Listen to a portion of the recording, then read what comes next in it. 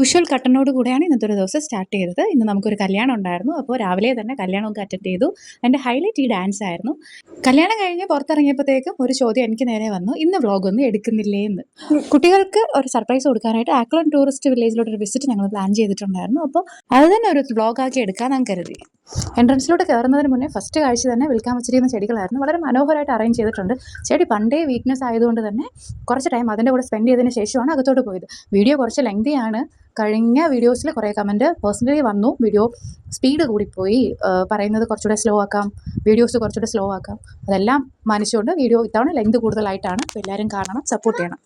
ഈ വെക്കേഷന് കുട്ടികളെയും കൊണ്ട് പുറത്ത് പോകണമെന്ന് ആഗ്രഹിക്കുന്ന എല്ലാ പാരൻസിനും ഒരു ബെറ്റർ ഓപ്ഷനാണ് ആക്കുളം ടൂറിസ്റ്റ് വില്ലേജ്.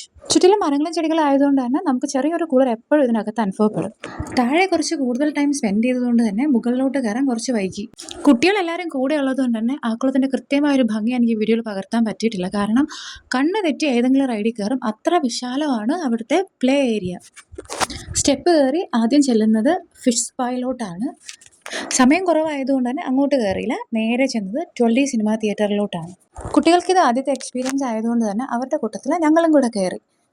ഇൻസ്ട്രക്ഷനൊക്കെ കിട്ടി, കണ്ണാടിയൊക്കെ വെച്ചു. സ്റ്റാർട്ട് ചെയ്തപ്പോൾ വലിയ ബുദ്ധിമുട്ടൊന്നും ഇല്ലായിരുന്നു.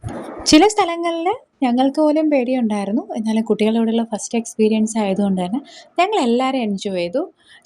തിയേറ്ററിൽ നിന്ന് ഇറങ്ങി അവിടെ എല്ലാം ചുറ്റിക്കണ്ടിട്ട് നേരെ പോയത് ഗ്ലാസ് ബ്രിഡ്ജിലോട്ടാണ്. ഇതിനു മുന്നേ ഒരു തവണ വന്നിട്ടുള്ളത് കൊണ്ട് തന്നെ ആദ്യം കൂളായിട്ട് കയറിപ്പോയി. പക്ഷെ പകുതി എത്തിയപ്പോഴത്തേക്ക് ആളങ്ങ് സ്റ്റക്കായിപ്പോയി. താഴെയുള്ള വെള്ളം കണ്ടിട്ടാണോ അതോ ഉയരം കണ്ടിട്ടാണോ എന്നറിയില്ല. ആദ്യം മാത്രമല്ല, കൂടെ ഉണ്ടായിരുന്ന എല്ലാവരുടെയും അവസ്ഥ ഇത് തന്നെയായിരുന്നു. ഇടയ്ക്കിടയ്ക്ക് സ്റ്റക്കായി നിൽപ്പുണ്ട് എല്ലാവരും. ഇതിൻ്റെ കൃത്യമായ ഭംഗി അറിയണമെങ്കിൽ നേരിട്ട് തന്നെ ചെന്ന് കാണണം. കാരണം അത്ര മനോഹരമാണ് ചുറ്റിലുള്ള കാഴ്ച. ആദ്യത്തെ ഒരു പേടിയൊക്കെ മാറിയപ്പോഴത്തേക്കും കുട്ടികൾ ഞങ്ങളോട് കൂടി. അപ്പോൾ ഞങ്ങൾ കുറേ സമയം അവിടെ സ്പെൻഡ് ചെയ്തു. കുറച്ച് ഫോട്ടോസും വീഡിയോസും ഒക്കെ എടുത്തു. നല്ല വ്യൂ പോയിന്റ് ആയിരുന്നു. അനീതിക്ക് പേടിയാണെന്ന് പറഞ്ഞപ്പോൾ ആമി ചേച്ചി എടുത്തിട്ട് നടക്കുന്ന രംഗമായി കാണുന്നത്. കയറി വരുമ്പോൾ എൻട്രൻസിൽ സമ്മർ വെക്കേഷൻ്റെ സ്വിമ്മിംഗ് ക്ലാസ്സിൻ്റെ ഡീറ്റെയിൽസ് ഉണ്ടായിരുന്നു. അപ്പോൾ ക്ലാസ് ആണെന്ന് തോന്നുന്നു ഇത്.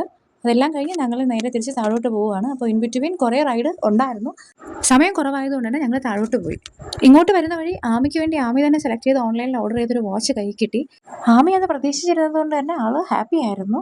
താഴെ വന്നപ്പോഴത്തേക്കും കുട്ടികളുടെ റിഫ്രഷ്മെൻറ്റ് ടൈം ആയിരുന്നു. എല്ലാം കഴിഞ്ഞു. കുട്ടികൾ വീണ്ടും കുറേ ടൈം സ്പെൻഡ് ചെയ്തു പാർക്കിൽ. പിന്നെ നേരെ വൈകിയപ്പോഴത്തേക്കും ഞങ്ങൾ തിരിച്ച് വീട്ടിലോട്ട് ഇറങ്ങി. ഇടയ്ക്ക് മഴയൊക്കെ പെയ്തു. മഴ ആയതുകൊണ്ട് തന്നെ വീഡിയോ ഒന്നും ഷൂട്ട് ചെയ്യാൻ പറ്റിയില്ല. ഇന്നത്തെ ദിവസം കുട്ടികൾക്ക് മാത്രമല്ല ഞങ്ങൾക്ക് സ്പെഷ്യലായിരുന്നു. അവരുടെ കൂടെ ഞങ്ങൾ കുറേ ടൈം സ്പെൻഡ് ചെയ്തു. എല്ലാം വളരെ മനോഹരമായിരുന്നു. നിങ്ങളും പോയി എക്സ്പീരിയൻസ് ചെയ്യണം. അപ്പോൾ ഇന്നത്തേക്ക് ഇത്രയേ ഉള്ളൂ. ടാറ്റ ബൈ, നാളെ കാണാം.